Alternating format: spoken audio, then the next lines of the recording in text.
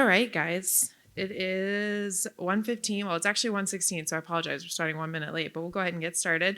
Thank you, everyone, for sticking around for the second to last session. We've got one more set of sessions after this that are also going to be fantastic, so hopefully you stick around until the end.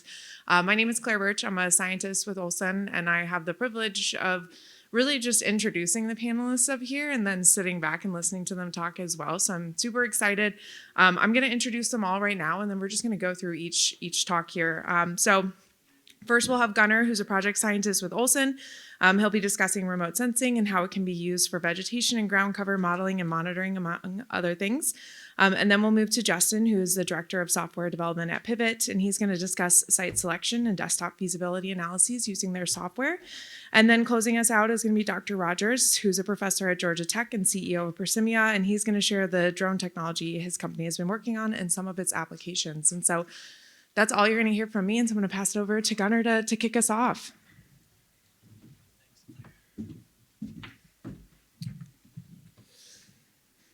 All right. Hi, I'm Gunnar Malek-Madani. I'm a project scientist at Olsson. Been with Olsson for about 8 years, and I do mainly remote sensing analyses and GIS analysis. And that's what I want to talk to you about today, is just some of the analyses we do, the data sets we use, the data sets we develop, and where we see it going in the future. So why do we use remote sensing, specifically in environmental permitting at Olsson? The main reason is we want to get a view of the landscape, what's out there, specifically early on in the permitting process, before a lot of time is invested in siting and field surveys. We can get a good idea of what's out there with desktop data sets that we develop. Remote sensing also offers us continuous coverage of the entire project area. So we can really get a good snapshot of every square foot of the potential project footprint. Remote sensing methods are repeatable and scientifically defensible. We get all of our methods from published research. So it takes a little of the subjectivity away from the analyses. Each project can be, the experimental design for each project can be scaled to suit each project. So we can choose our temporal resolution, our spatial resolution. For our data sets, we can choose to do a time series if that is beneficial. If we're looking for a specific land cover type, we can pick the window where we acquire our imagery to tease out that land cover type. So it's very customizable when we do our own analyses. Patterns are easier to spot with a remote sensing analysis, especially with year-over-year monitorings.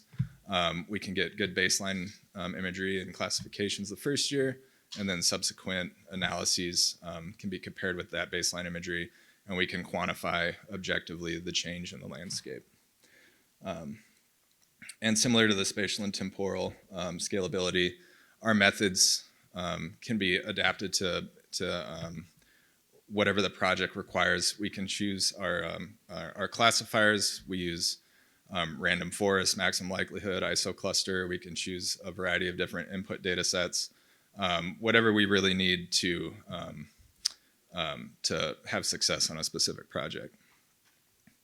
So I'm going to cover each of these services just kind of very briefly due to the time constraint. So if anyone has any questions about these, please join us in the Q&A or come find me afterwards. But and I'm going to talk a little bit about these in the subsequent slide. But some of the main services that we currently offer are land cover classification, change detection, vegetation monitoring, wetland monitoring, habitat identification with follow-on quality analyses, bare earth erosion detection, and just acquiring high-resolution imagery. Sometimes our clients just really need a high-resolution aerial, and they need them, every other month or something like that. That's something we can provide too. So the first and main sort of product that we typically create is a land cover. And the reason we do this is NLCD is a great data set. That's what a lot of people use for a sort of early on desktop analysis of the project area. But it can be very coarse if you try to zoom in to the project scale. If you just want rough estimates of crop acreages, things like that, you can clip it to your project area and get those quantities. But if you actually want to see where these things exist in space and how they relate to one another, we find it's a lot better to just create our own. Additionally, an LCD can be a couple years old by the time you use it. The imagery that they use to classify their land cover is usually a year or two old, and then they publish it and it's a year old. So what you're looking at with an LCD oftentimes is what the landscape looked like 2 years ago or even older. Whereas with our classifications, you can really see what it looks like now. The second image there, and all three of these are of the same spot. The second image is a classification that we did using Sentinel-2 imagery, which was 10 meter by 10 meter resolution. And the third one was done with our multispectral drone. So these would each have different applications. Sentinel-2 imagery would be something we would use for like a project scale land cover. And then if we really wanted to zoom in on a specific area, if we were concerned with a couple hundred acres or a few parcels, we could take the drone out and do an even higher resolution land cover. And then we can take it a step farther from just a land cover classification. Another thing that we do is change detection, and this is very useful with any sort of vegetation monitoring. If you want to monitor the health of a cover crop over time or wetland health over time, essentially what a change detection is a comparison of classifications. So if you have multiple years of classifications, you can run a change detection and actually quantify that change. You can see here, this is a wetland bank that we were monitoring up in North Dakota. And we were able to really identify how this wetland was behaving and what the health of this wetland was year over year using the initial first year baseline imagery and then comparing subsequent years to that. Additionally, habitat identification. This is similar to a land cover land cover classification, only in this instance we're concerned with mainly one type of land cover. And with habitat identification, it's going to be a land cover type that a species of concern is using for habitat. And similar to the land cover classification, it's something we can do early on, and it's something we can do with freely available satellite imagery or even LiDAR imagery. The top image there is a grassland classification that we did for an entire county. There was a species of concern there that was going to pose a constraint to the project. And so we wanted a glimpse early on of all the grassland areas. And if we were to use an LCD, it would just be too coarse in resolution to really see the small patches. And it just, it generalizes things a little too much. So we decided to do our own classification with Sentinel-2. And in addition to the identification, we can do follow-on quality analyses to this. We can determine, the fragmentation of the patches using a perimeter area ratio. We can determine the interconnectivity of the patches using a moving window analysis. So there's a lot of different things we can do to further determine the quality of these potential habitat patches. And then the two images below are woodland analyses that we do, woodland habitat identification. So if we're concerned with bats, for instance, the image on the bottom right would be something that we would produce because we're just concerned with woodland habitat presence. And just like the grassland, we can determine the interconnectivity of these woodland patches, proximity to riparian corridors, things like that. And then on the left, we've got tree height included as part of the analysis. So this would be something maybe we would use before a raptor nest survey to really identify where the tall trees are out on the landscape to really help focus our field efforts. And another thing that we do, which is similar to the habitat analysis, only this time we're concerned with not habitat but bare earth. And this is typically done for soil erosion purposes. This is the image on the right is a scoring matrix, a tool that we developed with some of our soil scientists for this specific area to grade, give an erosion index of the landscape. So the bare earth detection with remote sensing was just an input into that. So we used Sentinel-2 imagery to determine where all the bare earth patches were, and then that in conjunction with some other remote sensing inputs from DEMs, including slope and topographic wetness index, and then some tabular information from web soil survey were all input into the scoring matrix, and the weights and scoring and all that was determined by our soil scientists. And we output this continuous surface of erosion potential in the landscape. And this is something that we can also do with vegetation monitoring if we're planting a cover crop and we're concerned about bare areas or, for erosion purposes. Bare earth is a good way. Bare earth identification is a good way we can just get a good glimpse of the entire project area. So in summary, remote sensing just offers objective and defensible results. We can point to our methods, our input data, our training testing data sets, and we can show exactly how we got to our results. It takes a lot of the subjectivity out of the analyses that we do. Can be done early on in the project before a lot of time and effort is invested in field work and site planning, things like that. It's flexible, as I mentioned before. We can choose our input data, we can choose our classifiers, we can choose our time series, the dates we get our images, things of that nature. And yeah, patterns are really easy to spot. So if we're doing year-over-year studies of grasslands or wetlands or really anything, we can track how the landscape is changing over time. So with that, I'll turn it over to Justin.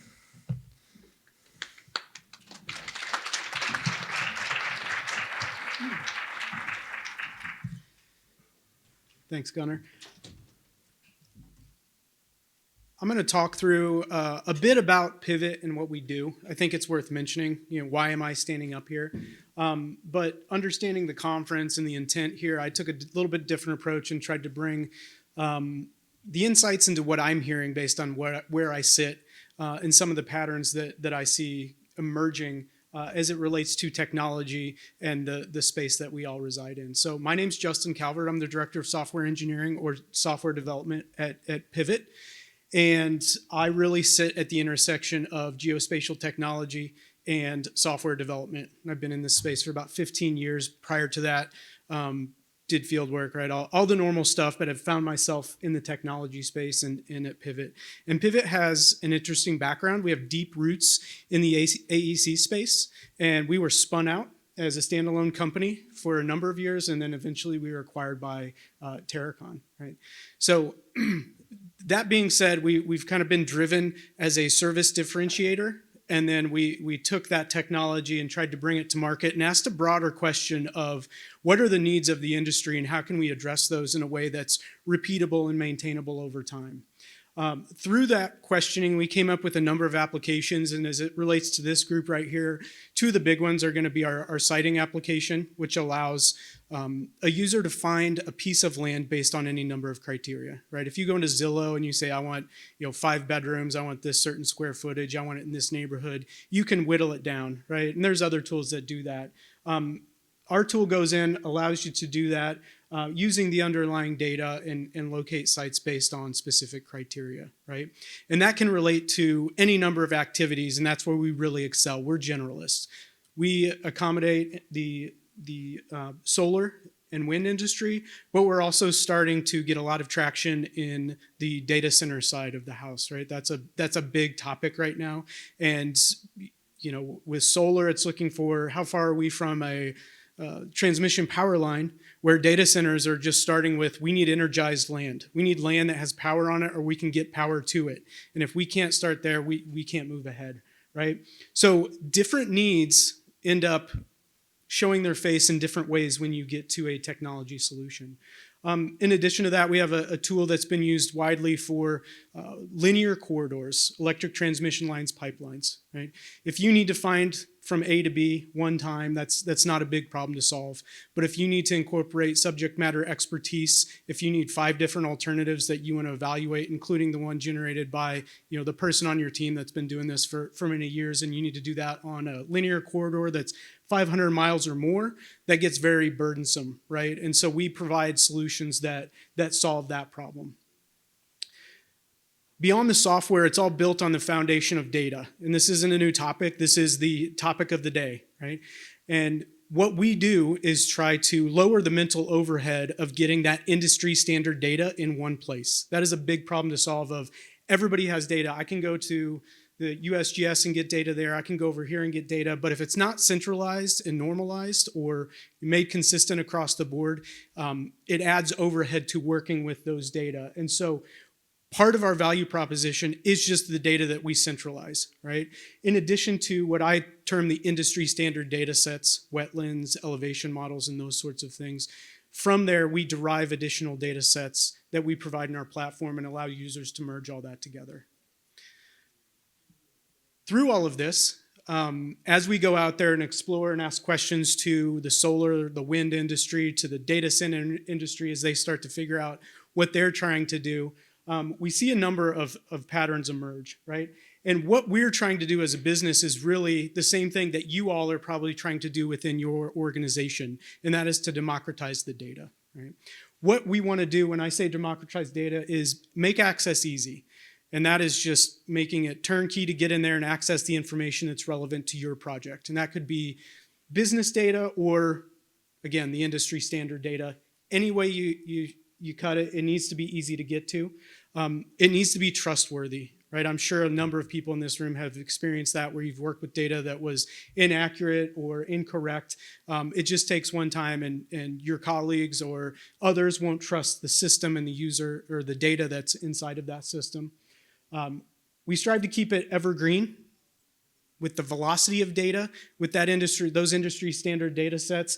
It's not really high velocity, but it's still monthly, weekly. And when you get into that cadence and you expand on the data that you all use on a day-to-day basis, that problem gets bigger and harder to solve, right? And then the last piece is the key component here, and it is solving problems is greater than novelty.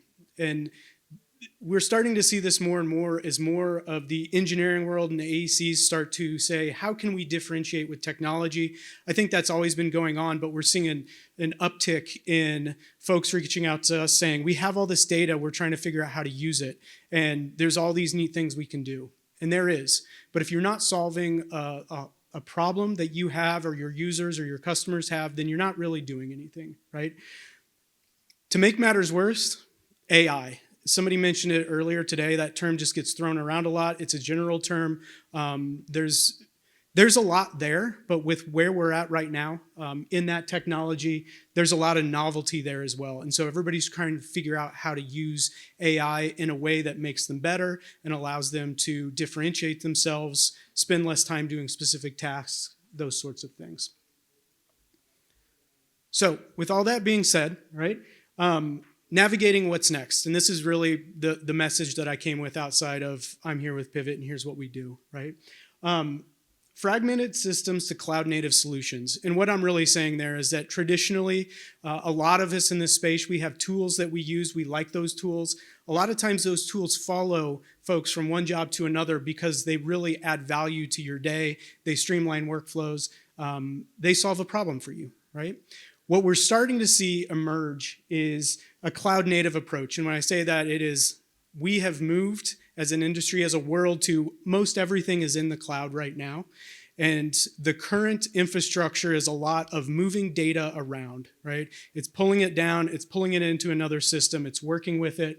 The pattern that's starting to emerge here is, why are we doing all of that? It's already there.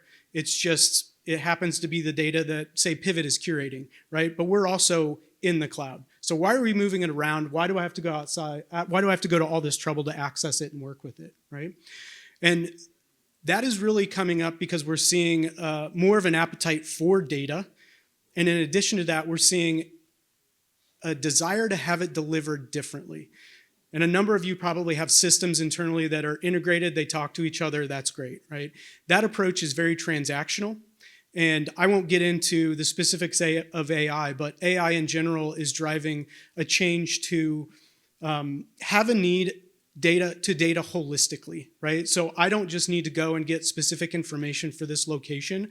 I want to look at it holistically as a data set and ask questions to it, right? And that presents all kinds of challenges, especially if you take a look back at the transactional approach of moving all of those data around and trying to centralize them inside of your organization. So to put all that together, what we're seeing in the trend to kind of this new pattern that's emerging is that organizations are looking at building out, some of you might already have what are called data lakes, which is really just a central repository of data. It's just a big lake of data, right? And it's not all your data. You don't want to munch your environmental data together with your HR data, but you do want to have it all together if you're going to ask deep questions to those data. If you're going to do deep reporting on those data, it goes beyond just the need of saying, hey, show me all of the information around 50 feet of this point that I dropped on the map, right? We're not all the way there, but I think what we're going to see in the near term is the integration of proprietary and vendor solutions, meaning right now, a lot of you probably work with certain SaaS products or have software that you've purchased and it solves a very narrow slice of your company's problems, right? We're going to have organizations looking more holistically at the workflow, how that data moves through the organization, and that's going to really result in different patterns of how these solutions are put together and the tooling that you have as a business to solve those problems. On that same note, workflow-focused solutions. I think the winners in these spaces are really going to be the organizations that figure out how to connect teams and break down those silos. And one of the quotes that I always go back to is down at the bottom there that essentially says, if you're going to build a system, and in our case, that system is a bunch of technology that you've brought in to streamline processes and solve problems, then that system's going to end up looking like the way that your organization communicates, right? What this really says is that there's a strong influence from the human component of technology that you need to think about as you start to build out the tech stack within your organizations to differentiate. If we're all using the same tools, we're all using the same data, we're all going to have the same output, everybody realizes that, and that's where folks are coming together within companies and saying, what can we do, right? That's great. We all have web maps. Web maps used to be a big problem to solve many years ago, right? Now it's table stakes. So how do we go beyond that and provide valuable information to our clients in a way that they really get, right? That's easy to access, that they understand, right? The reports that they understand in those items. And then once you connect those workflows, you're going to be looking at connected teams. And so that's where we have seen some of the biggest movement is the centralization, the integration of not only the underlying data, but also the derivative products from that data, like reports, status, all of those things that we have in a fragmented landscape. Those are starting to come together, and teams are wanting to look at those holistically, right? And that's where we're seeing the biggest gains. I don't want you to overlook the human component. I think that's the biggest item here, and to kind of put a bow on my presentation, trying to end this with something tangible that you all can walk away with. Through all the conversations, I've spent a large amount of time in the data center space this year, talking to those folks, trying to see what they're doing in the solar space, dealing with a lot of the companies here and companies outside of this space. And I've seen a great disparity in how graceful technology is being implemented and managed over time. And so that leads to the first thing that I'm going to leave you with, which is staff for the future, right? When I say that, we've seen the whole spectrum of companies leveraging the cloud and really making the most out of it. And then the other side is they're kind of making it work, and we'll worry about the cost component of it later, right? If you're doing something and you build out a process that is much faster than it was previously, but it costs 4 times as much, did you win? Right? That's the question you need to be asking yourself. Identify your champions. That goes without saying. Who in your org gravitates towards technology and can help the rest of the folks see the light, right? Connect teams, that came up on the last slide. And then the last is identify partners. And if you're a one-man shop all the way up to a large corporation, if you're having to explain to your partners, whether that's internal or external, what you're trying to do and how you're trying to approach it, you have an uphill battle to fight, right? So you need to be aware of some of the trends that are out there, where they're going, and how to approach those, both with the resources you have right now and then getting the resources in place for the future. So thank you all for your time. Appreciate you.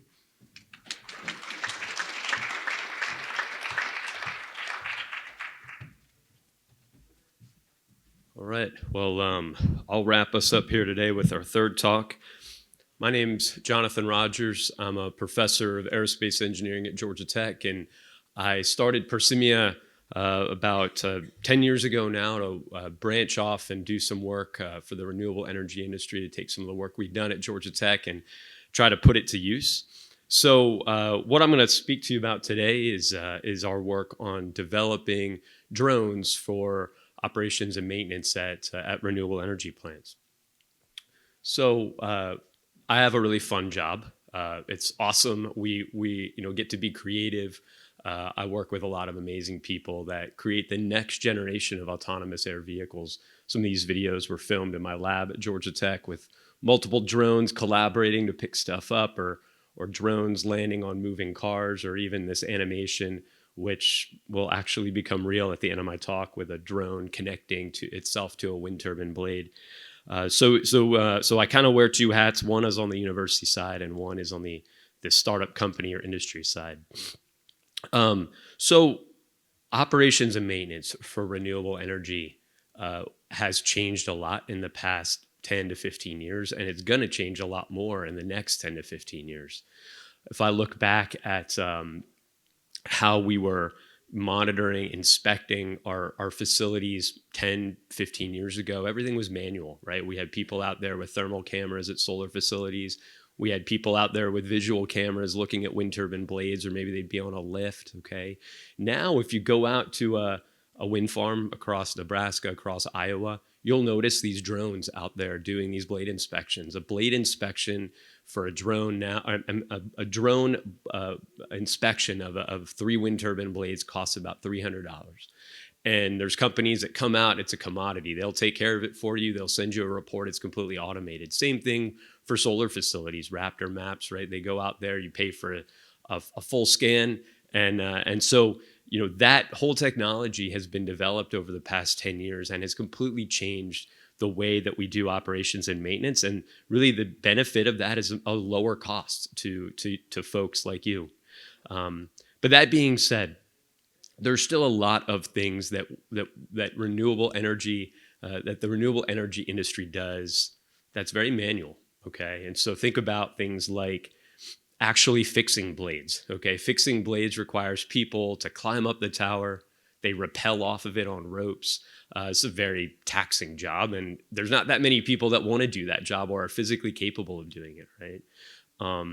Wildlife surveys still involve a lot of people walking around counting or looking for and possibly counting animals, right? And so when we think about, opportunities to improve and opportunities to automate, there's still huge opportunities to do this, and the benefit will be better data and reduced costs to you folks. So this is really where we're focused as a company. Our goal at Persimia is really to develop the next generation of drones for O&M, okay? And some of the things that our systems, our vehicles are gonna have to do in order to accomplish these new missions, whether that's automated repair of a blade or automated wildlife surveys, our vehicles are gonna have to fly longer. They're gonna have to be more autonomous. They're gonna have to fly beyond our line of sight. So currently, a lot of regulations kind of constrain us when we go out and do drone flights at wind farms, that we have to keep our drone within our line of sight, and that keeps us to about 1 to 2 kilometers. Okay, so we only fly about a mile before we can't see it anymore. All that is changing. Within the next year, the FAA is changing its guidelines. It's making these beyond visual line of sight rules. It's relaxing them quite a bit. And then, lastly, there's a lot of tasks you can't do unless you're physically attached to objects. And that's one of the things that we've worked on over the years, and we've tried to accomplish reliably. So, why are we doing all of this? We're doing this to improve data collection reduce costs, and in many cases improve safety, right? To get people out of harm's way, to keep them off of wind turbine towers, and really try to make the whole process a lot more streamlined and cost effective. So what I'll share with you now are 3 examples of systems that we've built for wind and solar operators, just to give you an idea of what we try to do. Our business is focused beyond just a drone with a camera. There's a lot of companies that build drones with cameras. We try to do things that are a little bit more challenging and a little bit more customized. So here's a vehicle that we built. Now this stemmed from, I've been doing a lot of wind energy consulting for the past 15 years, and someone I met over the course of that work called me up and said, hey, we're doing bat surveys in Iowa, and we're trying to use drones for it, but we've taped the acoustic monitor to the drone with duct tape, and it's just not working. Can you build us an integrated solution that will be streamlined, will get us exactly the data we want? And by the way, it all has to be made of American components because there's all these restrictions now on components for drones coming from China. So with our fairly small team, we developed this system in about 6 months and fielded it. And in 2024, so summer before last, we were able to fly thousands of transects in Iowa. And the beauty of this vehicle is it's got an acoustic monitor for detecting bat calls, integrated with this infrared camera, so we can see bats as they fly at night. So here's a little graphic or a video of it flying. Now we suspend the microphone underneath the drone because if you try to hear bats with a microphone attached to a drone, all you hear is the drone, right? And so it's really important to create some separation between the microphone, which is hanging at the end of that cable, and the drone noise itself. So we've put basically speakers that mimic bat calls, which is called a lure. We put those on the ground. We've done studies to show that you can actually hear the bats with this type of system. And so it's worked out pretty well. Here's some videos from a couple of wind farms in Iowa with our infrared camera. And you can see these little white dots flying through the screen. And those are bats that are being picked up by the vehicle. If some of the bat biologists out there will know that the way you can tell a bat from a bird is that bats are not very graceful flyers, right? They're zigzagging around in the sky. And so we take this imagery, or actually our consultants take this imagery, they put it through these machine learning algorithms that they've trained, and they automatically detect which image frames have bats in them. They cross-reference that with the audio data, and they run that through an analysis to detect not only where the bat was, but what kind of bat it was. And so we can get these, fairly automated surveys, collect a ton of data. These vehicles, so we built about 9 or 10 of them now, and they've been flown over 5,000 times here in Nebraska, Iowa, and Illinois. So moving along to our second vehicle. So this is an animation that we made recently of one of our newest aircraft called the Swift vehicle. Wind farms and solar farms are spread out over wide areas. You're not going to be able to cover those areas for aerial surveys, wildlife monitoring, et cetera, with a standard kind of quad rotor drone. And so the next generation of aircraft that are going to do aerial surveys, whether it's post-construction monitoring or pre-construction surveys, things like that, over wide landscapes are going to have to be these fixed-wing aircraft, like an airplane, that can also take off and land vertically. So this is our Swift vehicle, it's called, and it has a range of about 80 miles that it can fly. So it can cover a huge amount of ground, but still take off and land in an enclosure. And so this is called a drone in a box system. It's designed to be left out for long periods of time, months, years, and operate autonomously with nobody around. And, hey, if it rains, it can survive that. And if it snows, we can heat it, we can air condition it, and it's basically designed to live out there for long periods of time. We're designing this for a utility in the Midwest to do automated eagle fatality monitoring. So the idea is that instead of having people walk around, we place this out in the middle of the wind farm. And the beauty of this kind of system, you can see it on the top right, is that if you put one of these systems, these drone in a box systems, in the middle of the wind farm, you can get to any turbine. And so, you really only need to buy one of these systems, and that's the beauty of it. So, this is the system that we're developing coming up. And there's a ton of applications, whether it's avian surveys, transmission line surveys. There's a ton of offshore applications we we could think of for this as well. So this video, which I'm not going to have too much time to show, but this basically shows that the aircraft is up in the air and flying around as we speak. So we'll be using this next year, hopefully, to do some trial eagle mortality surveys. And the fun part about this video is, as you start flying forward, those 4 propellers, they turn themselves off, and that's what allows it to fly for 2 hours, on a single battery charge. So it's kind of a really cool aircraft that we put together. Last thing I'll share with you is a project that we've been working on for the Department of Energy. And historically, the Department of Energy has played a huge role in seeding basic research on new technologies that will lower the levelized cost of energy for renewables. I mean, that's been a huge push for the Department of Energy over the past 10 years. And unfortunately, it's currently winding down and essentially non-existent as of the past 6 months. But this project got funded a few years ago to design a drone for wind turbine blade inspections.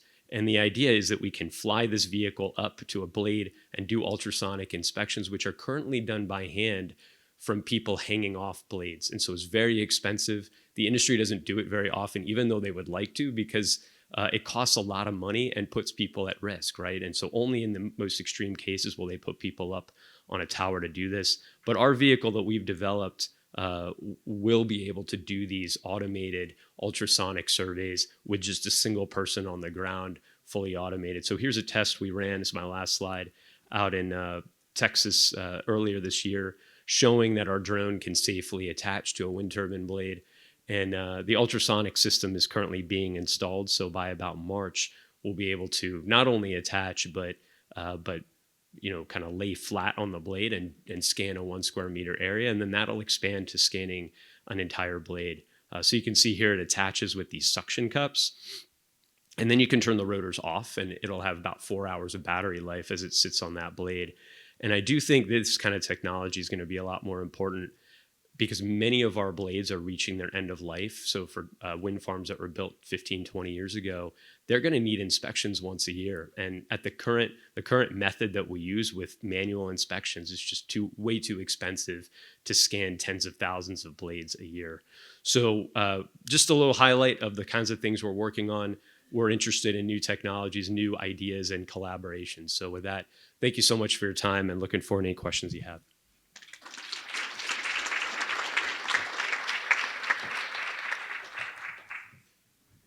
All right, open the floor to questions. Anyone have any questions for any of our speakers? If not, I have a question that I can get us started and give folks maybe a second to think of some.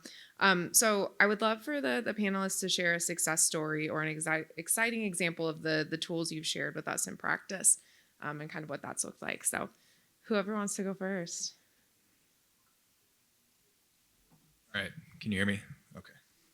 So we had an interesting project a couple of years ago that kind of came out of nowhere. We had a client who was developing a site in the southern United States in a forested area, but they had these, they were called pimple mounds, which I don't know if many of you have heard of them. I haven't heard of them. They're these small mounds that just kind of appear naturally throughout the landscape. And there were a lot of wetlands in the area, and they wanted to delineate the area and make sure that these pimple mounds were upland and not classified as part of the wetland. And so we looked into it. We got some LiDAR point cloud data from the USGS, and we used research that was developed for Native American burial mounds and applied it to these pimple mounds. And we were able to delineate these using just desktop methods for them. And they were able to exclude that from their wetland delineation. So that was a big success. And it was just something we did on the fly that we had never done before, and it turned out pretty good.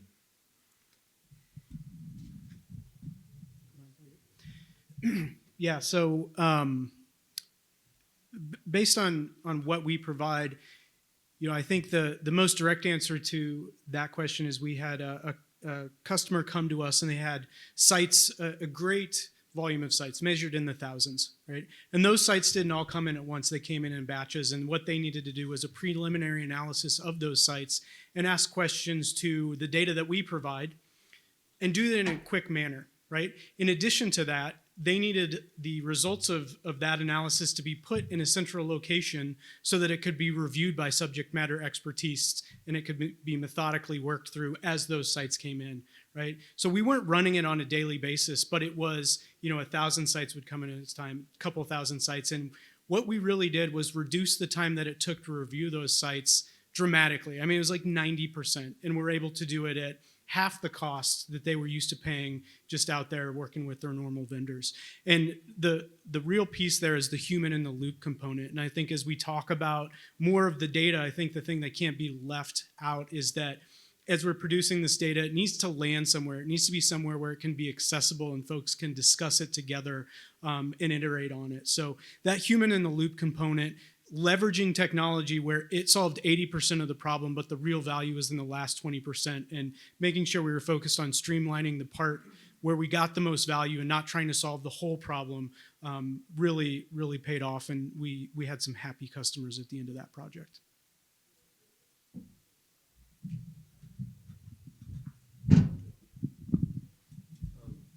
Yeah, I think I already talked a little bit about this example, but we had this company come to us and say, hey, we've promised all these drone-based bat surveys, and we need a system that can work for that in about 4 or 6 months. And so we were able to take that and develop a very customized solution. And one of the things I learned from that experience is kind of the need to closely collaborate with folks, with our user base, and make sure that what we're building exactly meets their need. A lot of times there's systems out there that they could buy that are 80 to 90% of what they need, but if they can't get that extra 10%, whether that's like the resolution of the imagery or the acoustic signature of the vehicle, maybe it's just slightly too loud or it's too big, or doesn't quite have the range to meet their needs, it's basically useless. So that's some of of what we try to do, is make sure we gather all the needs and then kind of iterate in close collaboration. Great, thank you. Yeah, can we get a microphone over to this gentleman? Thanks. Had kind of a specific question with regard to, you said checking for dead raptors around wind farms.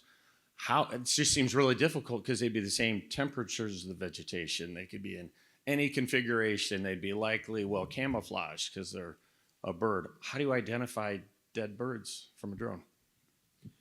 Yeah, so first of all, the camera that we've put on this system is an extremely high resolution camera.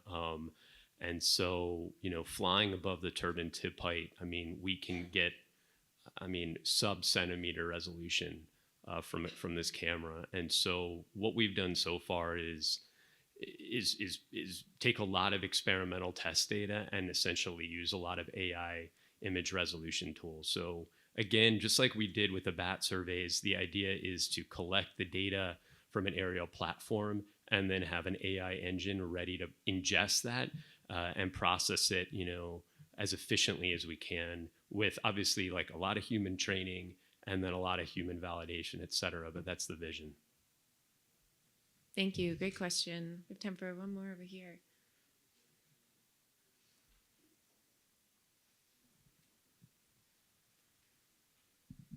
Yeah, my question is for Gunnar of the Olsson scientist right there. It's about remote sensing. I'm thinking of the perspective of a county looking at, like, say, a 300-acre alternative energy project. How burdensome would that be on the developer if the county developed a process in which they'd like to request the developer to do this kind of remote sensing? How much does it cost, I guess I'm trying to say, if the county would ask? It depends on what they're looking for, I'm sure, but is it very expensive? To conduct the remote sensing analysis? Right. Mm-hmm. It's not, because, and depending on what data source you use, we typically use like at a county scale Sentinel-2 imagery, which is freely available. So it's really just my time to process the data, which really does not take very long. We've got it hammered down to a pretty quick process. Great, it'd be a reasonable thing to do then. Mm-hmm. Very good, thank you. Thank you. All right, well, we're at 2. Oh, okay. Well, one more quick question, and then we'll close it up.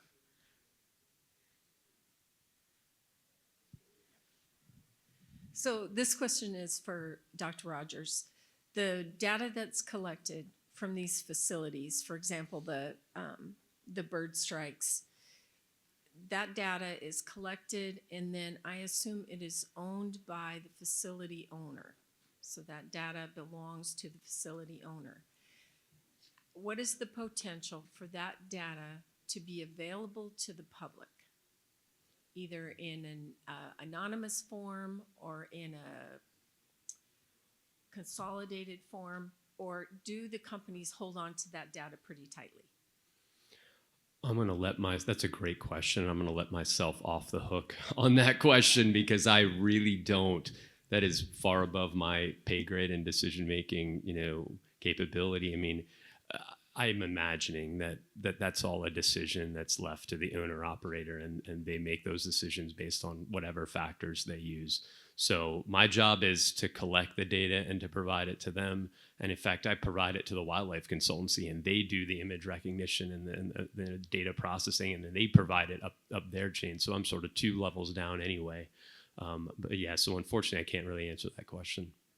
Yeah, good question. Most of the time, when those types of surveys and things are conducted, whoever was the one who facilitated it is the one that owns the data, and it remains private unless they choose to share it. And certainly there are conversations that happen between individual developers and regulatory agencies, or maybe more broadly a county or something. And I think in some cases, some of that information gets shared. And so it certainly never hurts to ask, but it is held privately. Yeah. Awesome. Well, thank you so much, everyone, for sticking around. Again, one more set of sessions after this, so check those out as well. And of course, grab any of these folks if you have additional questions. Obviously, they have a lot of expertise to share.